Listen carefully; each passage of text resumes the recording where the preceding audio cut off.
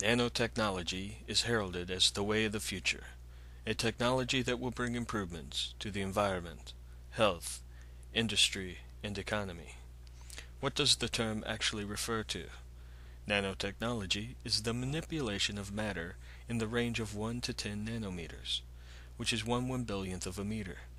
To compare to known materials, some naturally occurring nanoparticles are volcanic ash, viruses, and smoke. Nanoparticles resulting from human activities include fumes from automobiles and power plants.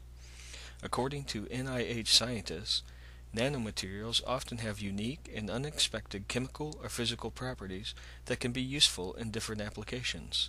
Some popular shapes of nanomaterials include tubes, rods, wires, belts, brushes, particles, and shells. Because they can transmit one electron at a time, carbon nanotubes may function as electric conductors, insulators, chemical sensors, and biological sensors.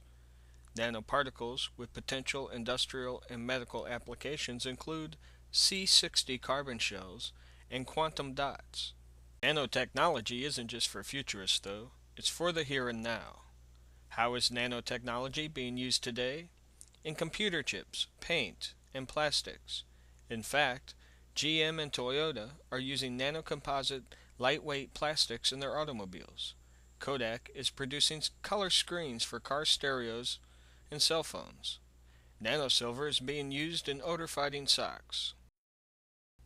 Nanoparticles are used to block UV rays in sunscreen and use as stain defense in Eddie Bauer NanoCare khakis.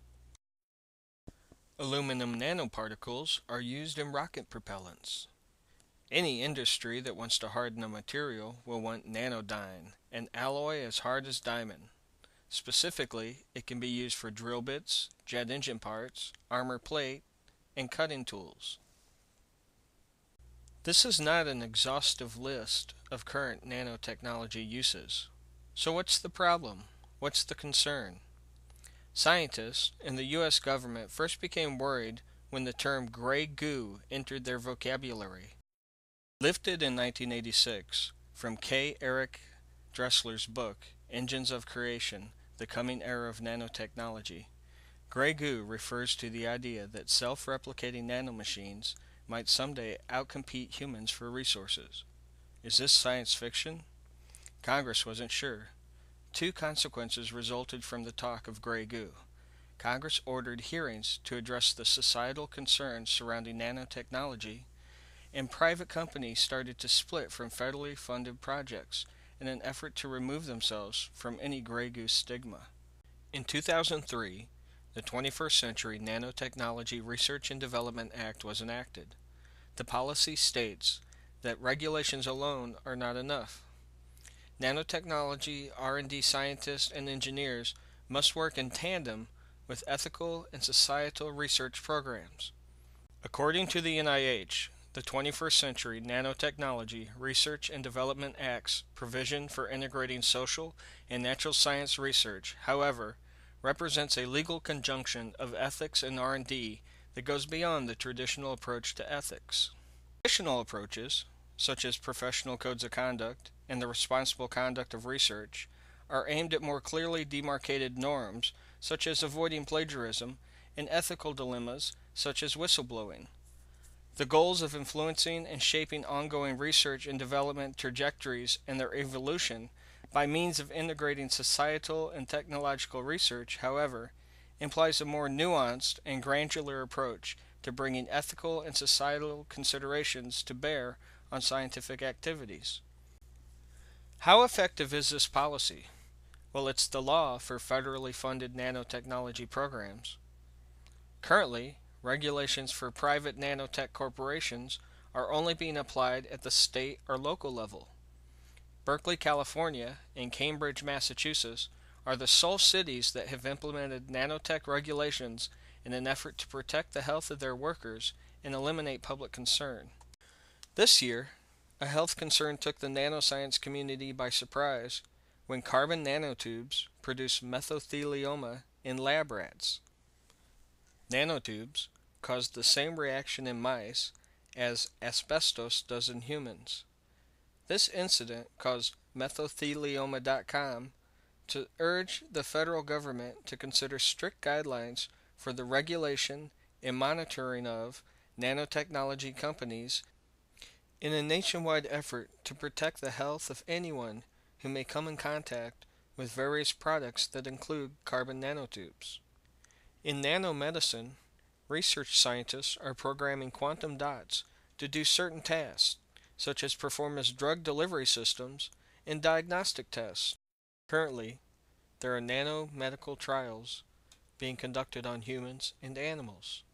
The U.S. has a few medical trial limitations regardless of what is being tested. Of concern in particular with nanotechnology is that the unknown consequences may be more severe considering the scope of new technology. These limitations are that reactions can be different between human and animals. Animal trials are short and rarely find long-term consequences. Many exposure threats take years, and small populations that make up human trials lead to ill health consequences being missed. On the environmental front, nanotechnology appears to be the pioneering force that will fix current problems. Unfortunately, there are also some concerns.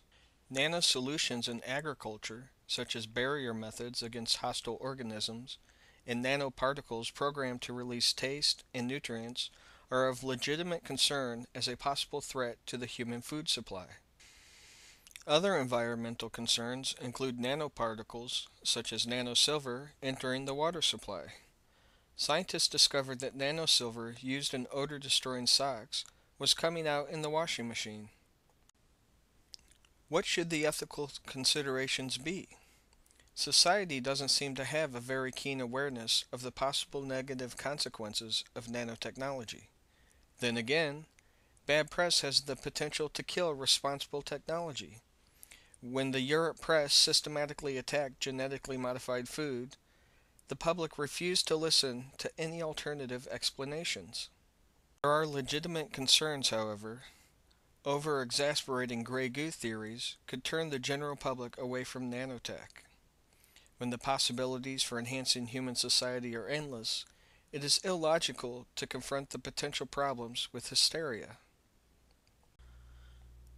From a utilitarianism perspective, it is difficult to assert that the good automatically outweighs the bad.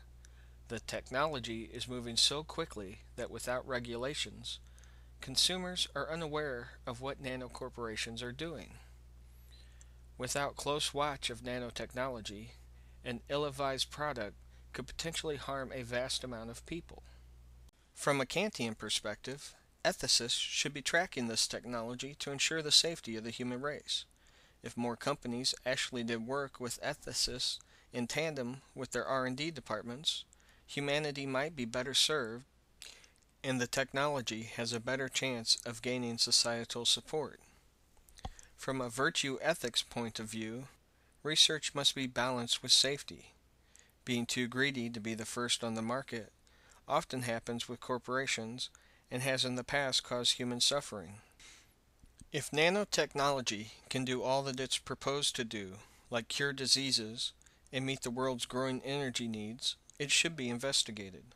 Hopefully, it will live up to its potential without causing harm.